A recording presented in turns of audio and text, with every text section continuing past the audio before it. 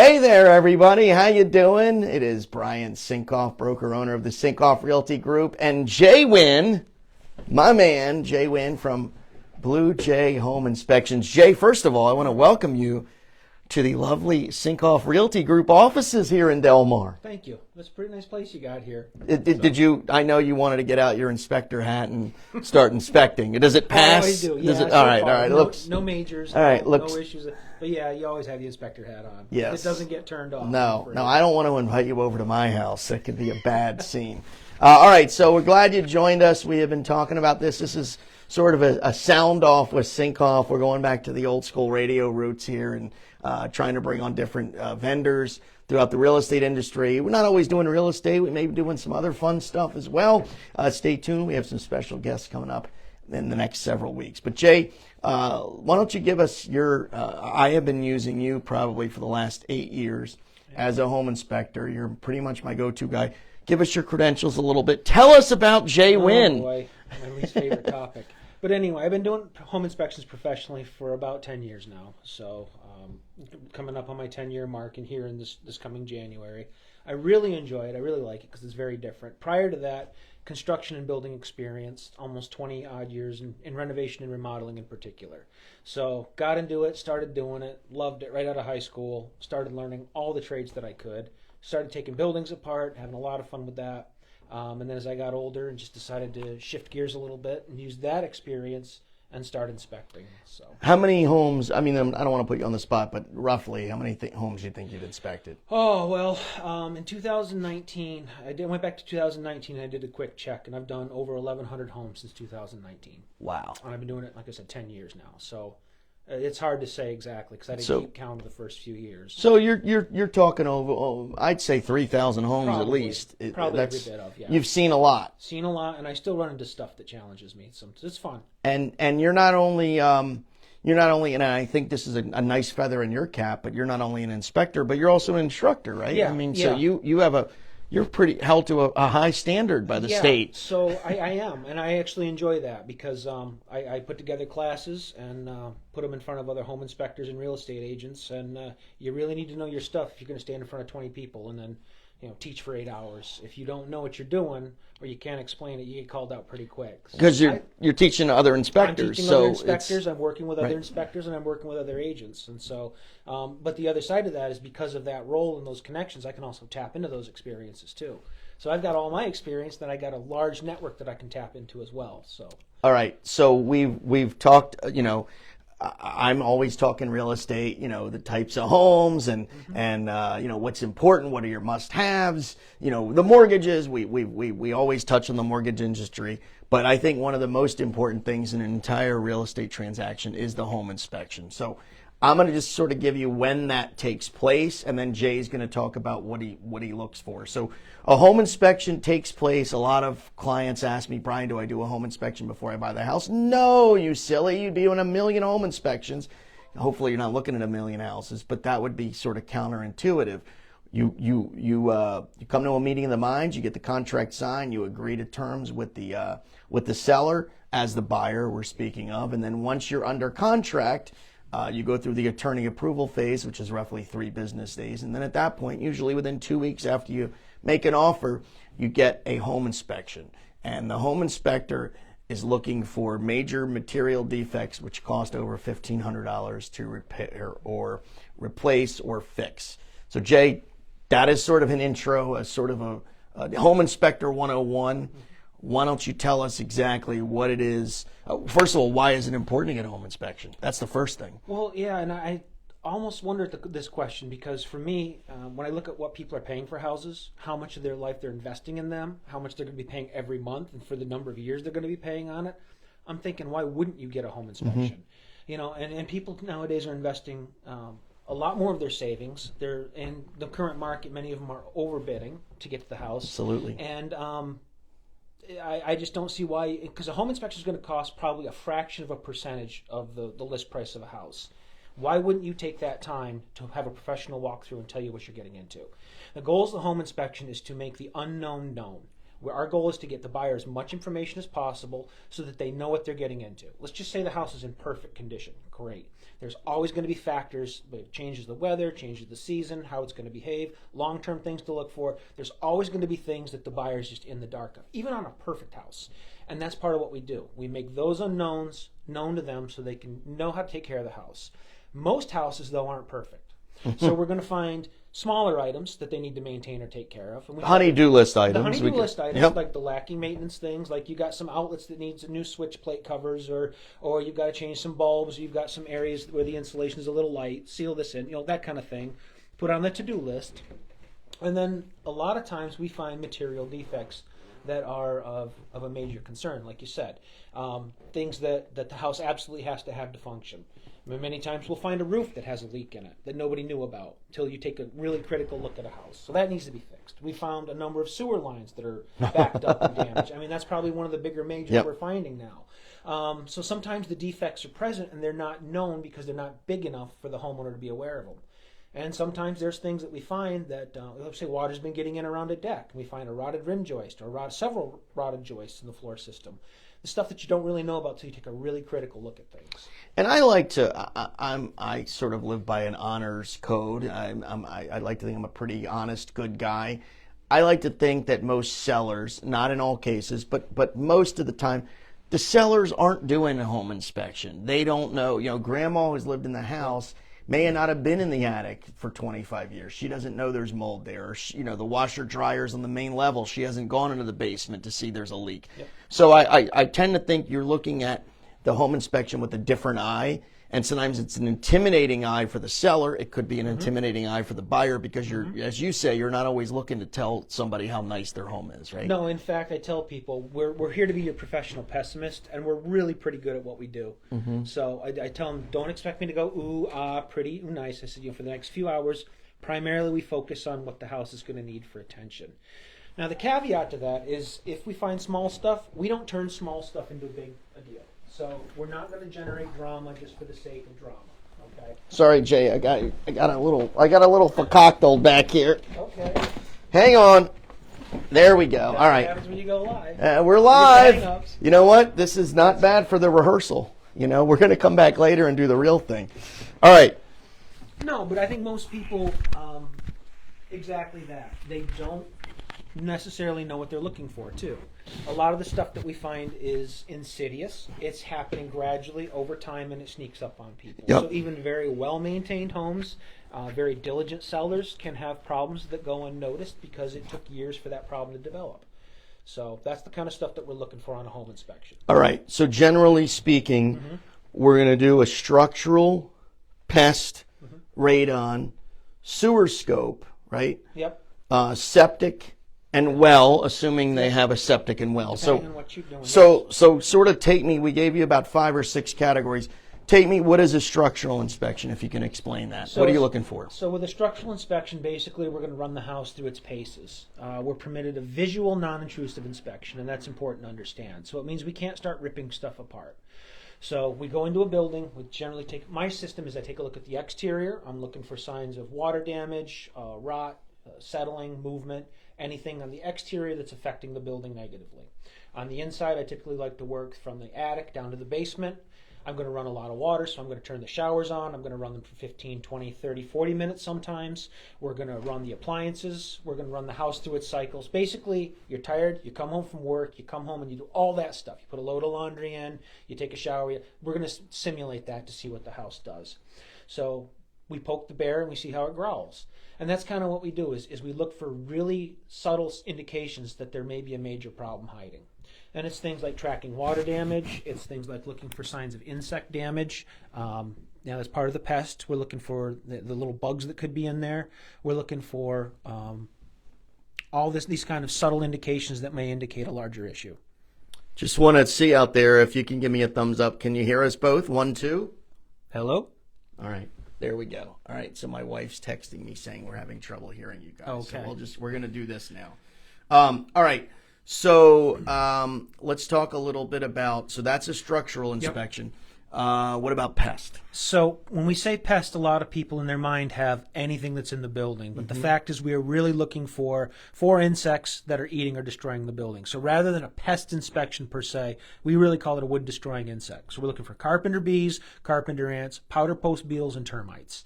So these are the insects that are going to actively eat or destroy the building from around you. Now, in the course of an inspection, sometimes we're going to find mice, squirrels, bats, rats, and we're going to comment on those in the presence of those, especially if they're doing damage. So it's not uncommon for us to do our inspection and find a mouse infestation. But when we say pest inspection, primarily we're looking for the wood-destroying insects that are going to actively damage the structure of the building. And that's a very good point that Jay brings up, because a lot of times, there's mice droppings. Again, Jay's been in a lot more houses than even I have, but I would venture to say 90% of houses have some sort of mouse intrusion or evidence of mice. Oh yeah, and it's one of the more common things that we see, and everybody likes to think their house is vermin free, but the fact of the matter is, if you have any kind of nature outside, it's trying to work inside, and mice are very prolific. Especially now as it's colder and they look to nest, they look to get warm. All right. Radon. So explain radon. Radon is an odor. Well, you can explain what the heck. God, I could teach this damn class. Go for it. I would love that. So radon is an odorless gas. It's a byproduct of naturally occurring trace uranium in the soils. It's one of they call the daughters of the half-life. It is a known carcinogen. That sounds like a 90s metal band or like a 90s alt band. No. What did you? Daughters of the half-life? Daughters of the half-life. Yes. So nice. No, but I love it. It's why I have a lot of fun with this. The problem is it is a known carcinogen. Yep. And when we build, we put our, obviously, foundations in the ground. It can travel through seams in the ground and accumulate in our houses, depending on age, style of construction, the geology around it. We can have radon readings that are elevated. Elevated radon in a building has been known to cause cancer. So we sample for it. There's a number of ways of doing it. You can use carbon canisters left for an exposure length. You can use instant monitors, or for real estate transactions, technically it has to sit at least 48 hours. So there's various systems that you can use, but the idea is if the elevated level comes back above 4 picocuries, they want to remediate that down below. So that way you know the air you're breathing inside is safe. All right, so we talked about a home inspection, the $1,500 threshold for any of those sort of majors, structural, sewer scope, roof, chimney, things of that nature. Radon, pests, and mold, or they don't have a dollar amount. Those are pass fail, as I like to say. You're either pregnant or you're not. You either have those things or you don't. But Jay, that brings me to my next point, which is mold. Yep. Mold is a major. Mold is a major if it's discovered. Doesn't matter the dollar amount, but there is a minimum amount of mold you have to have for that to be. And generally speaking, if there's mold, it's going to be more than very few times, right, is the minimum ever reached. Yeah, so... is the minimum ever just all you have? Yeah, so this is interesting because technically mold is outside of a home inspection. So a home inspector does not legally have to be looking for mold in a building when they're doing their inspection. But I think it's important to understand that if you have mold to any significant degree in a building, you could make the argument that another system has failed and is causing the mold to grow. So you could say that the mold is the byproduct of a primary failure of a system. And the biggest one that I think of is ventilation or moisture control. And I say that because a lot of times we'll find it in the attic because the attics are inadequately ventilated, so they'll start accumulating moisture, which then leads to mold. And in the basement, moisture controls the issue. So a good inspector, even though it's not technically something we're looking for, is going to be looking for mold and the causes of it. Every good inspector I know is looking for it, period. So if it comes up, typically it's got to be over 10 square feet technically, 10 contingent square feet, which is not a big area. That's only a 2x5 area, to be considered a moderate mold problem. But most professionals that I've talked with said don't call us for under 100 square feet. So that's a 10 by 10 area, or about 3 sheets of plywood. Yeah, because by the time they get there, they do everything. They put the safety precautions in place, seal everything. It's just not worth it to do less than 100 square feet. Yeah, typically in less than 100 square feet, it's a known issue, such as you had a leak that's being fixed anyway, or you had, say, a bathroom vent going into the roof, and they're putting moisture against the decking, and it made a few sheets of plywood dark. It's something that can be fixed locally. So a lot of times it's not a systemic mold issue. And that's just a rough rule of thumb that most guys in the most professionals in the industry have the feedback is don't call us for under 100. All right. Let's talk about septic and then sewer scope. Again, we're talking to Jay Wynn. Jay from Blue Jay Home Inspection, Brian Sinkoff here, a broker owner, Sinkoff Realty Group. We're here at the Sinkoff Realty Group offices. So glad you joined us in this edition of Sound Off with Sinkoff, Talkin Home Inspections. All right, septic, Jay. Septic, obviously, we'll get to the sewer scope, but if you're on a public sewer, and mainly in cities or more the suburbs, not necessarily the rural areas, you have the public sewer, but septic is explain what a septic system is, because honestly some people don't know what the hell septic is. Sure. So a septic, you could also say it's an on-site waste treatment system. So it's a specially designed system that handles the organic waste that we're generating in our buildings. So that's going to be our gray water and our black water. The differentiation is gray water is wastewater that's contaminated but not fecally contaminated. So anything that touches your toilet water then becomes black water. And the idea is that if we don't successfully and appropriately treat our wastewater, it goes back into the groundwater or runs onto the surface and causes contamination. So your septic system is typically a holding tank designed to process the solids that will go out to some kind of distribution field that will then break down organically the wastes that we're generating, render them clean so that when they hit the water table again, they're neutral. They're not going to cause any damage or harm. I got to tell you, I've been on a lot of septic inspections with this guy.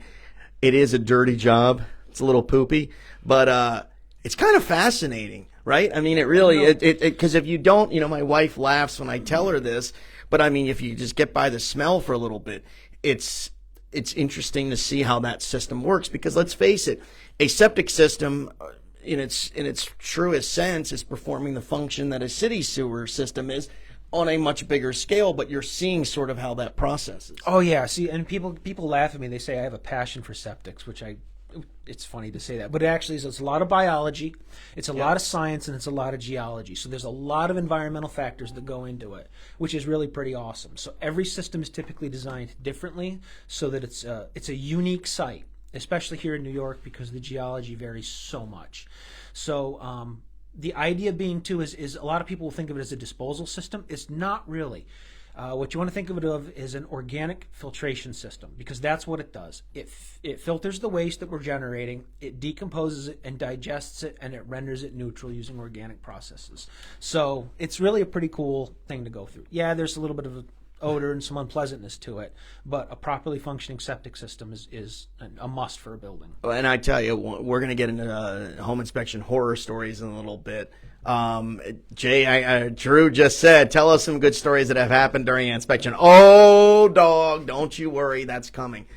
One of the neatest things you told me one time, and I'll never forget this, when you were talking about a septic system that people have done in septic, they've crawled in the septic tank and have passed out, died, whatever. I'm not being morbid, but because of the gases, right? Explain sort of how that works, because people don't think of that as waste is noxious gas, right? It's poisonous. Yeah. So what happens? Stay away from that poop. Well, here's the thing, and for most tanks, they're just a foot or so below ground. But if you open that, you're going to expose yourself to methane, hydrogen sulfide, any number of these really noxious gases, and a lungful of them is going to knock you out, or it can knock you out. So what we've had happen is people that don't know better open a septic tank, stick their head down there, and black out or pass out. If they're lucky, they do it on the ground outside. If they're not lucky, they fall into the tank. So technically your septic system could be a confined space with potential hazards, and you can't detect those hazards very readily. So basically, especially true if you have what they call a riser chamber. So if your tank is deep, okay, 2, 3, 4 feet, and there's actually a chamber or a cylinder that you have to go down to pull the lids off that tank, you're really potentially exposing yourself to that. So on the septics, leave it to the professional. All right, let's talk, because Drew just asked again. He just texted about some septic stories. Jay, let's jump ahead here. Right. Some interesting septic stories, and we're going to get to sewer scopes in a minute. I think the best septic inspection was, I tell you the date, it was 2021. We're not going to say the client. He may or may not be watching. And this is actually something that we're going to get in a minute. And that is, and again, we talk about who you work for, and we're going to get into all of that, and then we talk about how we manage expectations before the inspection. But this was a home inspection we did for a client who actually could not get off of work, right? And it was in Hackaman. Was it? No, it was yes, Tribes Hill, not Hagaman. And I pull up. You had already started the septic inspection, and tell the kids what you found. So this is the best, and then you end up using this in your class. I do, because this is the stuff that you see potentially. Because the problem with septics is they're underground, and people think you can do whatever you want as long as stuff's not going to the surface. Well, that's not quite true. So we had a septic tank out in the front of the house, very small yard. It wasn't set more than probably 50 feet back from the road. Septic tank is in the front. Found it pretty obvious because of the way things were. Started digging it up. Found a 5-gallon pail that had been set on top of the septic tank, and a pipe was running to the top of the 5-gallon pail. And then out of the 5-gallon pail was a black perforated drain line that was running down to the ditch. Almost like you'd have in your front yard from your gutter. Yeah, right? Like exactly like that. And so and just that's what it opened was. This. It's exactly what it was. So what had happened is the septic system had failed so bad that they decided to run the kitchen sink into what used to be the septic tank, which was completely plugged.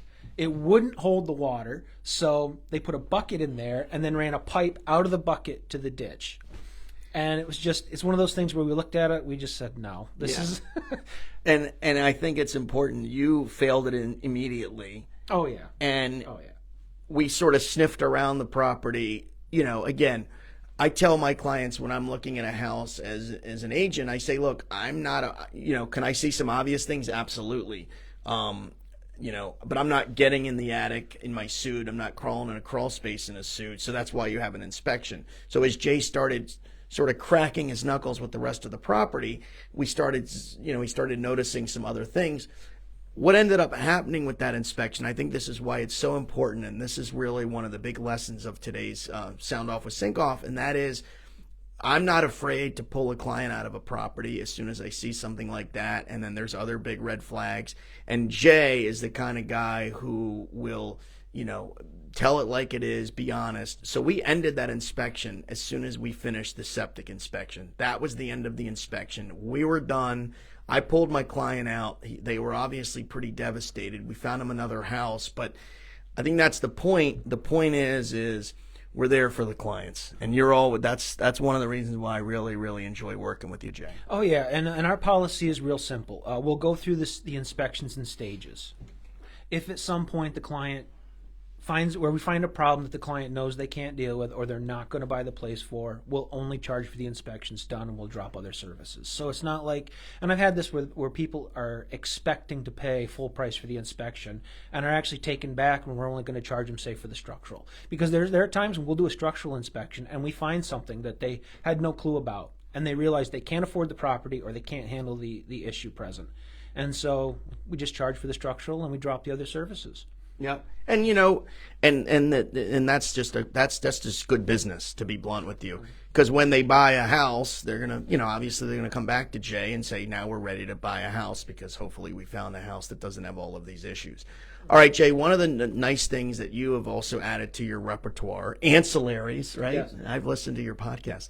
Ancillary services is a sewer scope. Yep. And oh my gosh, we're going to tell some stories about the sewer scope, but explain what a sewer scope is. Typically, this is not septic. This would be, Brian, I have city sewer. I flush the toilet. It goes down to the city sewer. I don't have to worry about it. Wrong you are. And why am I wrong? Because where? From the house to the road is whose responsibility? That pipe. So a lot of people are in the impression that from the house to the road is actually the city's responsibility. If there's any issues, the city's going to come out and fix that for free. And they find out they're wrong when they call, and the town tells them, that's on you folks.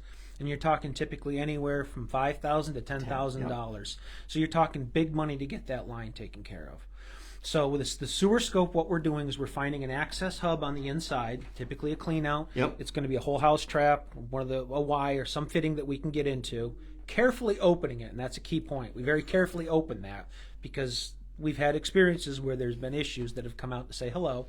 When Jay does that, I'm on the other side of the basement. Yeah, so sewer scopes and septic inspections are a lot like real estate. It's all about location. Yes. Yeah, Ooh, so nice. No, it is, and your good agents are going to know that they want to be on the other side of the room when that cap comes off. But anyway, leave that to the professionals. Like I said. We have had some sewer scope horror stories. Mm-hmm. One was 2 years ago. God, we had a lot of fun in 2021. Yeah. 2 years ago, a house in Albany. Good friends of mine. They you remember this? There was all sorts of stuff. You can tell the story. Well, so the process is for the sewer scope is we open that hub and then we run the cameras down and check from the house to the main hookup, or as far as we can push the camera. And many of you have seen on my Facebook page. We've done those live, or I've shown videos of them. Yeah, and you see all kinds of neat stuff. You see and you hear things. You hear somebody flush a toilet 2 blocks away, and you can hear it through the pipes. And, That's awesome. you see things, but a lot of things. A lot of the infrastructure in our area is very, very old. So it's not uncommon to find old cast iron or even clay pipes, and those are in any kind of shape. Some of them are really, really solid and really good, and a lot of them are just failing and falling apart. Collapsed, roots, or coming in, roots growing in. Yeah, out of slope because they've settled or shifted or moved, or they've been hit by road construction. So that's what we typically do, is we're looking for all that stuff. But once in a while we find stuff like you're talking about. This one inspection, I took the clean off cover out, and immediately there was a plug right there. And as soon as I disturbed the cap, that plug started to come up at me in the pit. So I had rubber gloves on, and I grabbed it. I'm literally holding the plug down with my hands as the water's pressurizing and trying to push it up at me. So I said, "Hey, Brian, can you go get me a garbage bag?" So he runs upstairs. He goes through the people's kitchen, grabs a couple garbage bags, comes running back down, which I'm sure the seller didn't mind, given the fact they had an active plug in their sewer line that we were taking care of. Opened it up, and I started literally taking by hand these papers and these it was papers, it was sanitary wipes, it was other things that should not have been flushed, coming up at us in the pit. And I'm literally filling a garbage bag of this stuff as it's coming. After a minute or two of this, the plug broke free and actually rushed down to the main line. So we got it under control, but popped that cap and we had something really ugly come at us. Well, and I will tell you that these are so important to get these sewer scopes, because we just had an inspection a couple of weeks ago with a client of mine, a house in Albany, and the house was a flip. And for those that don't know what a flip is, it's someone that generally buy. Well, you explain what a flip is, Jay. I can explain what a flip is. That's my job. Yeah. Someone that buys the house, usually it needs a lot of work. They get it for pretty low value, and they Uncle Timmy it sometimes. Sometimes they do a good job, and they fix it up, and they sell it for a whole hell of a lot more than they bought it for. But there's a lot of shortcuts with flips. Not saying this was a shortcut. I firmly believe this house was empty, and basically the sewer was filled. It was probably no one had flushed the toilet for months and months and months, and that stuff gets hard and crusty and blocked. Yeah, so this is the problem in this situation with a flip, is that a guy could be in there and he could be working on it, but he's not using it. He's not running showers. He's not doing laundry. He's not doing dishes. So like in this case, that line could have been plugged from the day he walked in, but because he wasn't using a significant volume of water, he may have legitimately never seen any signs of backup. Right. So it's one of those things where we found it because during our home inspection, we're running a lot of water. We're testing showers, like I said, 30, 40 minutes, sometimes longer, depending on the situation. And a flip is a situation where I'm always going to run an excessive amount of water in comparison because the systems have not been tested. And in this case, it caused a manifestation of a backup, which we found with the sewer cameras and other evidence. And he had a problem there that he didn't even know about. But we found it because we were doing a good inspection and we were doing the sewer scope. So we were opening things up specifically looking for this. Jay, all right, so we've gone through the inspections. There's an over $1,500 threshold. It's important to let you know, and this is on my end, on the real estate side, a seller can fix all, none, or some of any one issue. A buyer, if a major is discovered, that over $1,500 threshold, or any of those, pass fail, radon, mold, as well, and pass. Those are pass fail, so there's no dollar amount associated with those. And a buyer, if there's any majors, a buyer can walk away. They're not locked into a home, and I think that's very important. And we talk about, Jay and I, that one septic example with the bucket. We stopped the inspection. I pulled my buyer out, said, you're not buying it. We've also had another one. And I think, Jay, one of the things that you're so good at, and I like to think I'm good at too, I'll toot my own horn, is managing a buyer's, managing their expectations. For me, it's called the initial buyer consultation. For you, it's called a driveway speech. Yeah, and we just actually did another podcast about this and the importance of a driveway speech. And because a lot of people have a misconception as inspectors about what we can and can't do. I would love to say that I'm magic and I can see into walls and I can do wonderful things and walk on water, but the fact is I can't. As an inspector, I'm relying on some very subtle clues that present themselves visually. So I can't take anything apart. It's visual, non-intrusive. It is not a technically exhaustive inspection, and a lot of people don't understand that. So it doesn't mean I'm going to go through and tell you how many BTUs your furnace is putting out, and I'm not going to tell you what amperage every circuit in the house is pulling and if it's on a properly rated breaker, because it's not technically exhaustive. But what we're doing is a visual, non-intrusive inspection. We're going to go and we're going to run the house through its paces. We're going to look for manifestations of an issue, and then if they could be linked to a bigger problem. If they are, we're going to find that and we're going to document that. All the while answering questions, trying to get the potential buyer familiar with the house, familiar with how it's could behave or could act, things that it's going to need for maintenance, and getting them up to speed and as much information as we can, so that they're educated and informed. And this is an important thing to understand, and you're very good about this, is that houses are the easy part of this. Anything that we find during a home inspection, frankly, can be fixed, addressed, or repaired. Mm-hmm. The houses really are the easy part, provided everybody involved can sit down and talk like adults.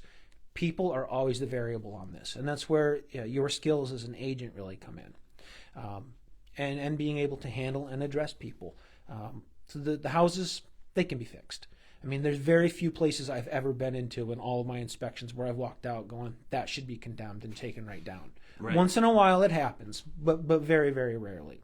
In almost every situation, the issues that are flagged as majors can be addressed by the right professionals for the right price. Yeah, and I think Jay said with the driveway speeches, typically Jay goes there and he has the speech in the driveway explaining to them what he's going to do on the inspection and what he's not going to do. And I think it's very important because I've had just people asking me, Brian, is this up to code? Yeah. Right? Jay's not a code enforcement person. No, and a home inspection really has nothing to do with code. The only exception to that would be a new construction inspection, but even then, we're not inspecting for code. We're looking for quality of work. We're looking for things that could be a problem. We're looking for things that weren't done correctly. So even on a brand new construction where code may apply, we're not doing a code inspection. And guess what? This just in the newsroom, unless your house is built in the last 6 months, every person watching this, your house probably violates code because those codes change every, 6 months, a year.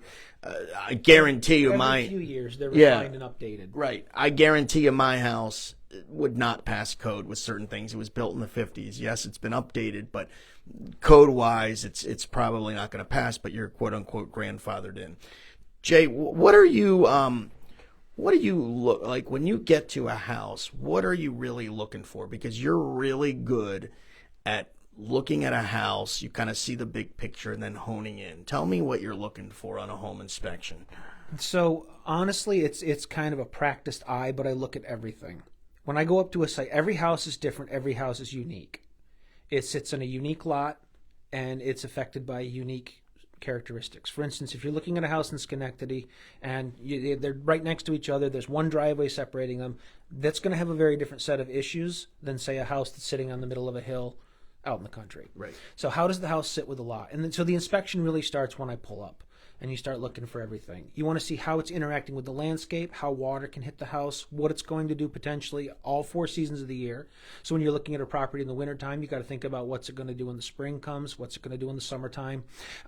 When you walk up to the house, things you're looking for in the house itself. I tell people, I'm looking at the lines of a house on the outside. I want to see, is the ridge nice and tight? Are the eave lines tight? Are the gables straight? Are the walls plumb?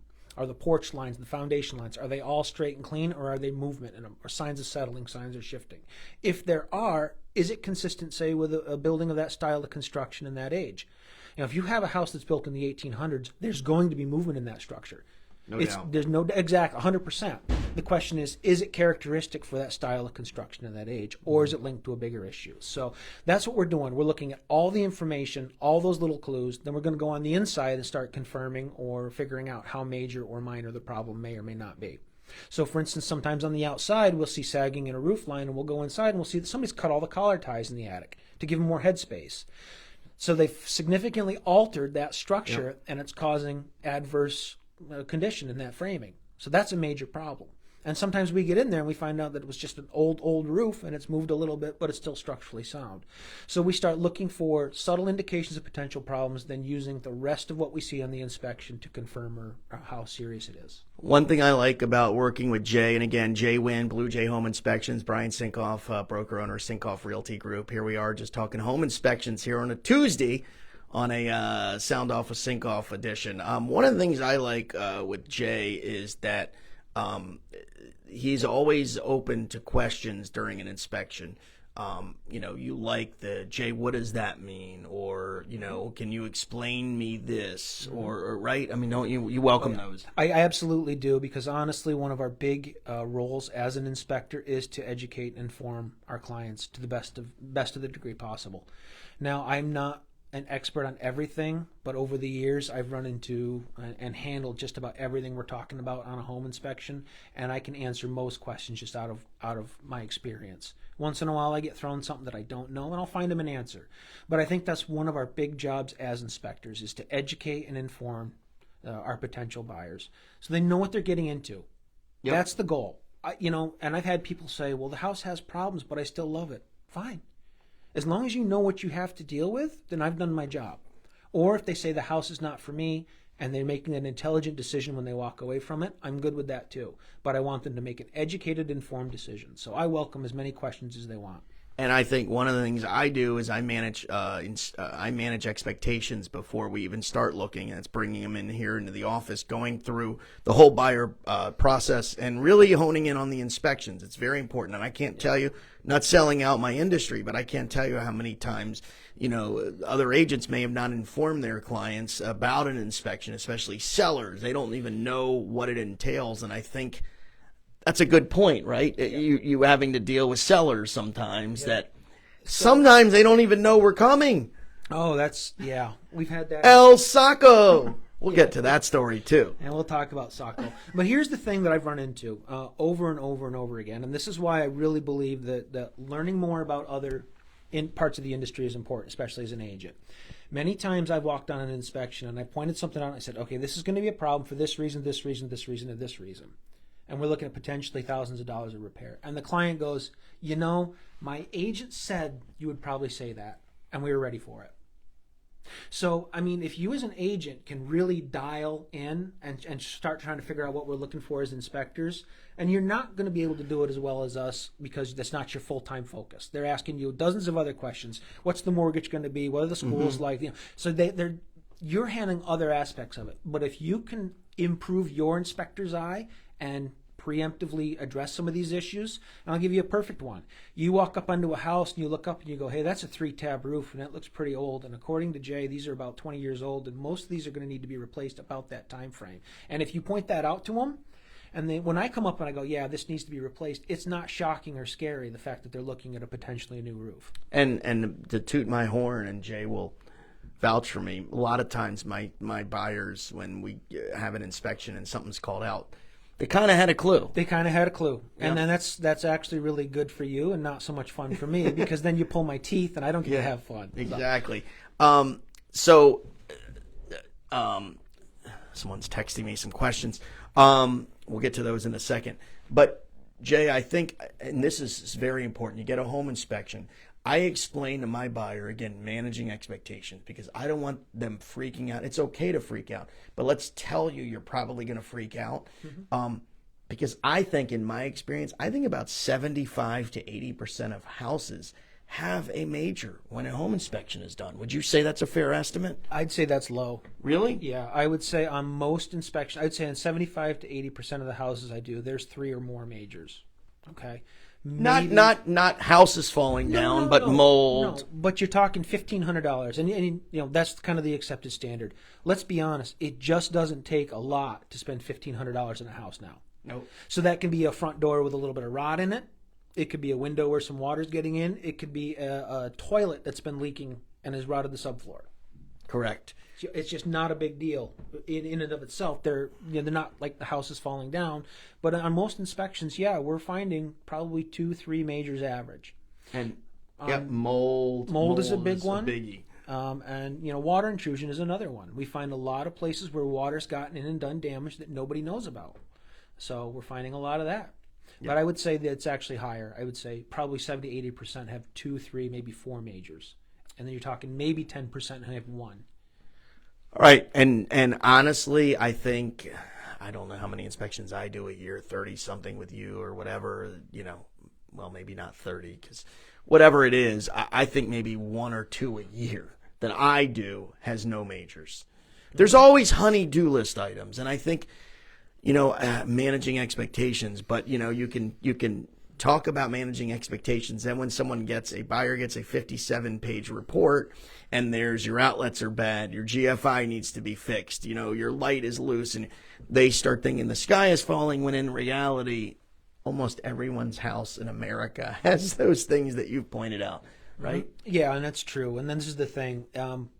Sometimes, and I've actually told people this after they got the report, is I say, walk around your house and just start looking for this stuff. And they'll do it, to their credit. They'll start doing it, and then they'll go, oh, yeah, I didn't realize I have that here too. And I have some crack in the ceiling. Oh, I have it here. And it's stuff that they already have in their house.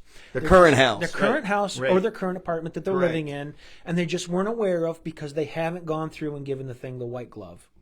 And that's the thing. On a house you're looking at, we are very, very careful to try to spot all of those little defects that we can. Minor in particular, because we're looking to see if they're linked to a bigger problem. So when they get that report, and I think if we've done our job right, we've documented a lot of that little stuff, it can be very overwhelming until they stop and look at their place they're in. They realize, oh yeah, the same stuff is going on here. Right. And I love the story of renters, and this was a true story. You want to hear stories? I got stories. So renters I had a couple of years ago, I'm Facebook friends with them, so there's no nefarious activity here, but they were so concerned about mold, and I said, look, we're going to get the mold treated. If we're going to put the onus on the seller, the seller, we're going to get them to treat the mold, and we'll take care of it. And they said, oh, we're just freaking out about the mold. And it wasn't like it wasn't mushrooms growing in the basement, and we've seen that before. But it was just mold. I mean, it was my house. The house we bought had a lot of mold. It had it in the attic and it had it in the basement. And they were freaking out about mold. And I said, let's get it taken care of. And believe me, when it's taken care of, you're going to be like, oh my gosh, this is a brand new house. I said, they were renting in Albany. And I said, I want you to go into your basement and I want you to look. Their laundry was in the basement. I said, I want you to look in your basement and I want you to look at your ceilings and your walls. And I want you to tell me what you see. And sure enough, they texted me and took pictures. And they said, Brian, the basement in our apartment that we've been doing laundry in for 5 years is littered with mold. And I said, guess what, guys? You haven't seen the attic. It's probably worse. Not to minimize mold, but my point is sometimes it's just managing those expectations. Yeah. And sort of reframing it to be like, okay, it's not the end of the world. You're actually living with it now, and your landlord's probably not going to take care of it. The beauty of it is you're the buyer, the seller is going to take care of it. Right? So, and part of managing the expectations is understanding that, like, we're real estate professionals. And that's, I'm part of a real estate transaction. We do this day in and day out. To us, it's a very normal occurrence. Mm-hmm. But to them, it's one of the most stressful times of their life. And there's a lot riding on it. And you have this complete stranger walking around pointing out problems. Typically, on the inspection, it's one of the more stressful points in the transaction. So you have to understand who you're working with too, and understand that they're under a lot of pressure. There's a lot riding on this. Like we said, they're looking at investing months of their already earned savings into this. They're looking at investing years into this property, and they're already very stressed about the whole process. I mean, we do it day in and day out, so we're very comfortable with it. So you have to understand that about the people you're talking with, too. Yep. it's when we go to get a root canal, we're freaking out. But for the dentist that's doing the root canal, he does, he or she does, 6 of those a day, right? So it's I think perspective and sort of a reframing. All right, we want to talk a little bit about inspection horror stories. Drew asked about animals. I'm trying to think if I've ever had animals when I've been with you, if we've ever had an inspection. But I want to hear from you about animals. What's the meanest animal you've run across? My guess would be a raccoon. Not as an inspector. Okay. I've run across raccoons in crawl spaces when I was fixing buildings. They're mean. And a mother raccoon with a bunch of babies in a confined attic is a nasty, nasty critter.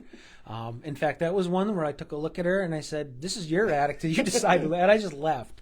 So we let it go. The nastiest animal I've probably ever run across on an inspection, believe it or not, was one of those like exotic parrots or toucans. Yeah. Was it loose or was it in a cage? One of them was loose and one of them was in a cage. On both of them, the owners had put up a sign that says, "Don't touch the bird, he'll bite your finger off."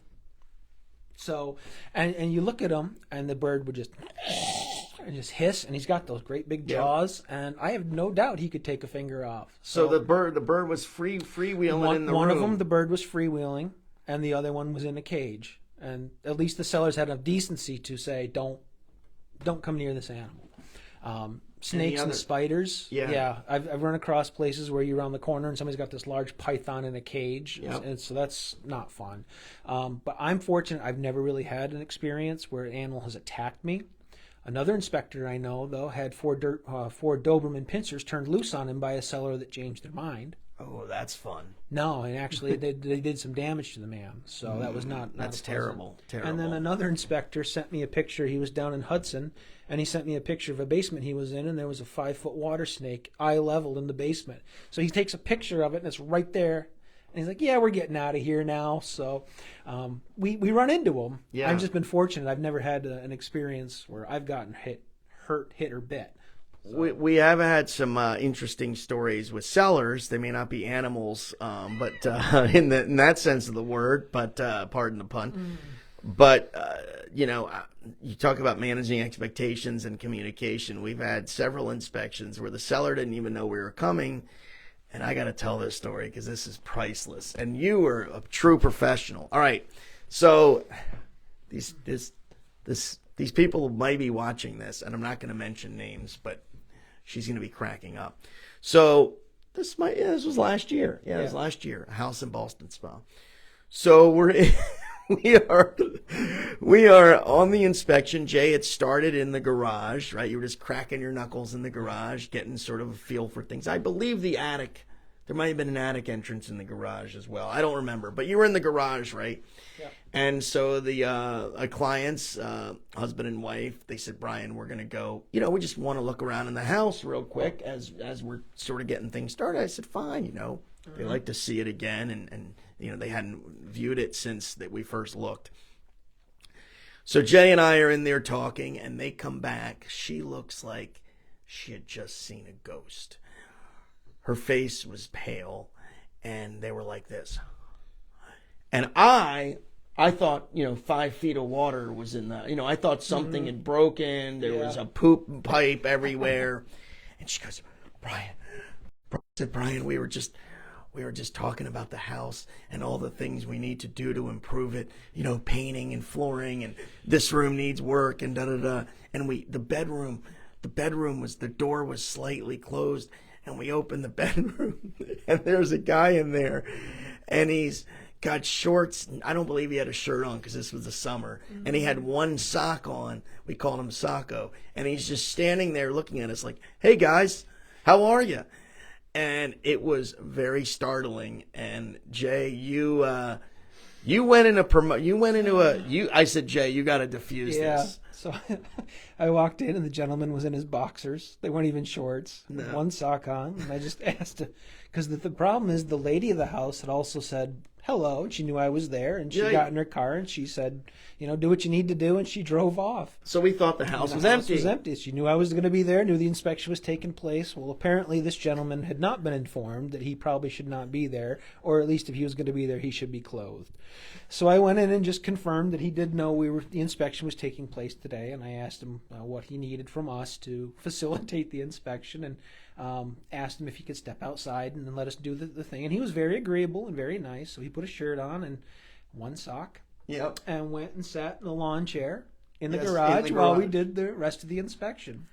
Now, we have talked about this guy for a year and a half after this. I don't know about you, but if one of my socks comes off in the middle of sleeping, I will have been known to wake up, right? Yeah. And find the sock and put it back on. I don't know what it is. I can't be without one sock, right? Isn't it some sort of, it's some sort of, I don't even know, maybe some scientist or something can explain the psychological meaning behind that, but there's some sort of, when you have an unevenness or something in your body, right? You have to have like two gloves on or something. Some people do, yes. Yeah. I think most of us have that feeling of things need to be complete. We can't have one jacket sleeve in or, one glove on and so whatever. So that was kind of an odd situation. I think another one, Jay, let's talk about the time. We're going to talk some inspection horror stories. Let's talk about the time. It's a house in Voorheesville or New Scotland. This is when I pulled my clients out of there when you had run. And this is one good thing we're going to get on a serious note. Jay is great. When he gets to a house, he cranks the shower on. He starts the dishwasher. He runs the sinks. And just to see if there's leaks and to see if systems are working, to see if the pressure is good, things of that nature. Well, Jay, we had gone to the basement and explain what happened as we were there. We weren't even there that long. No, we weren't. See, we did the exterior per usual, and we found a number of items that made us think we had major problems. So instead of going to the attic like I normally do, we went straight to the basement. I found sagging and movement on the exterior walls that made me go. Yeah, that made me go, I think we have a foundation issue here. So we went right straight to the basement. And this is a situation where and I use this as an example, people go, well, home inspectors kill deals. And I'm going to say no. In this case, that property killed the deal because we found stuff that had been hidden. We found stuff that had been actively covered. Like the foundation wall that we were suspect of had conveniently stacked sheetrock panels in front of it. Mm-hmm. So like we shine a light behind there and you could see the foundation wall was failing. We found other places, like you said, where mold had been covered over with boxes and household items. The furnace was obviously failing. So we're in the basement and we're looking at all these things that had pretty obviously been covered up. And water starts coming through the floor. So again, I turned the dishwasher on, was running some water upstairs, ran upstairs, and sure enough, the dishwasher was flooding out onto the floor, running through holes where the plumbing was coming through and just saturating the basement. I mean, it was bad. It was like we're grabbing 5-gallon buckets, and I'm out in my car and I'm grabbing rags trying to dry this stuff off. It was buckets of water coming through. So we shut that down, did the best we could to clean up the mess, and but this poor woman was in tears. She's crying. Yes. She absolutely loved the house, was so heartbroken that it was in this shape. But we had a flood. Mm-hmm. And we had a flood. And that was the least of our worries. And that was the least of the problems. And it was things that the furnace was burned out. Yes. We were getting excessive, like the furnace housing. So Keep talking. No, there was a lot of problems with this house that had been actively concealed from this lady. Yep. And this is a situation where even as an agent, you wouldn't have seen this stuff until you start going in as an inspector and really looking close because they'd been made an effort to hide it.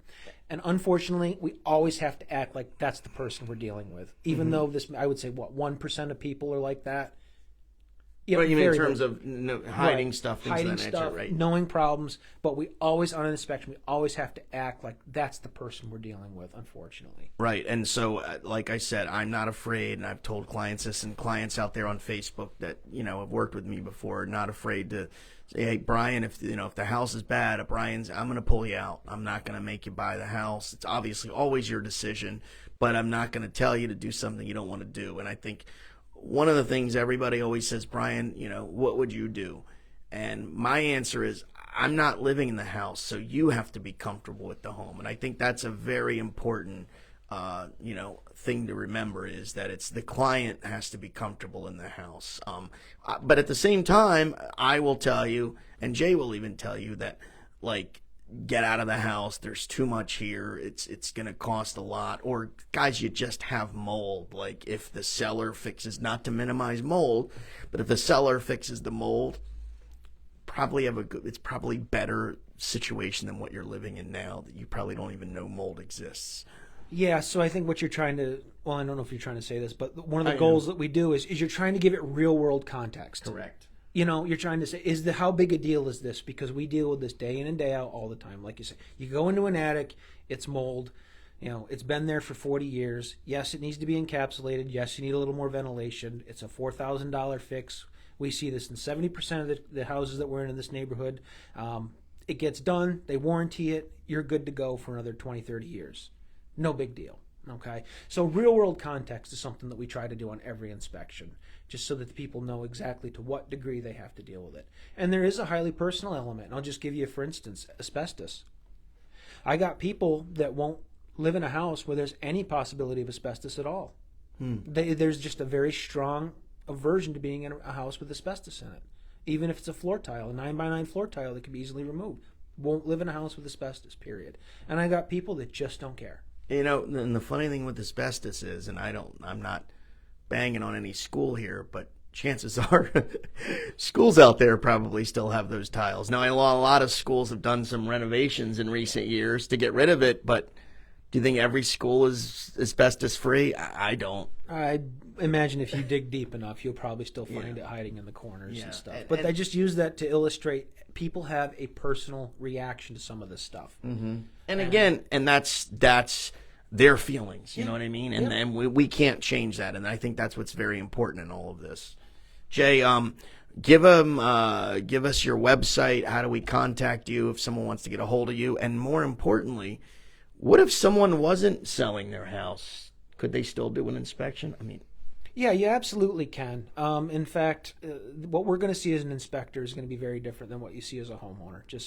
And especially if you're thinking of selling, I would recommend a pre-listing inspection. We can go over some of the advantages of that, but why would you wait for this professional to come through after the fact? I say do it ahead of time. Know what could be wrong with your house. Put it down on paper. If there is major problems, you don't necessarily have to fix it. You can get estimates for it. You can have conversations with professionals so that, ahead of time. You're educated. You're educated, And it's not going to be a surprise when the inspector comes back and says, hey, this is a 25-year-old shingle that's only supposed to get 20 years. This is going to be a problem. I mean, why would you want, when you're under contract, for that to be the first time you hear about that? Right. So there's a lot of advantages to calling us in prior to a transaction, even putting your house on the market.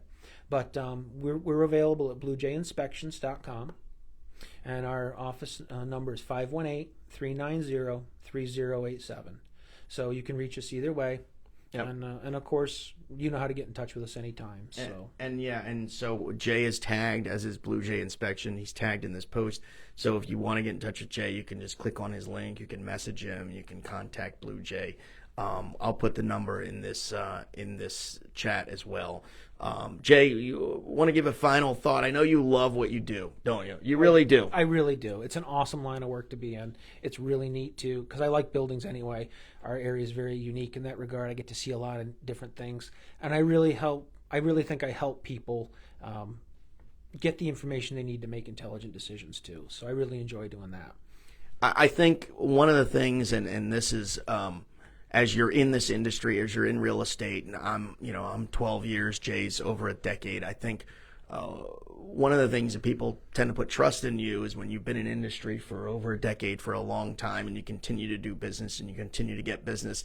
It shows a lot about Jay. I'm not even speaking for me. Jay could speak for me. But it shows a lot about a person like Jay. He's been doing this a while. He's owned his own company for a while. He gets a lot of repeat clients. He gets a lot of professionals in the industry to refer him. He's a guy that I use, and I really like to align myself with professionals. So, Jay, I want to thank you so much for enlightening us. It's been a pleasure. I enjoy working with you, and I think hopefully people out there learned something. Oh, I hope it's been worth their time to watch, and I enjoy working with you too. It's nice to work with agents that put their client first and put their client's interests first. And I think that's the key to being successful in this. Their needs come before ours, period. Absolutely. So on that note, we will end. Again, for Jay Wynn of Blue Jay Home Inspections, I'm Brian Sinkoff of the Sinkoff Realty Group. Thank you so much for joining us. We have so many great guests coming up in the future. We're going to be speaking to a lawyer, a real estate attorney. I'm going to talk to somebody from The Walking Dead who's going to be joining me on Sound Off with Sinkoff. I'm going to have athletes with me here in the next several weeks. So you need to stay tuned to this Facebook page for all of those future interviews. So for all of us, we say have a great day. Thanks so much for watching, and make sure you sell it with Sinkoff. Take care, everybody.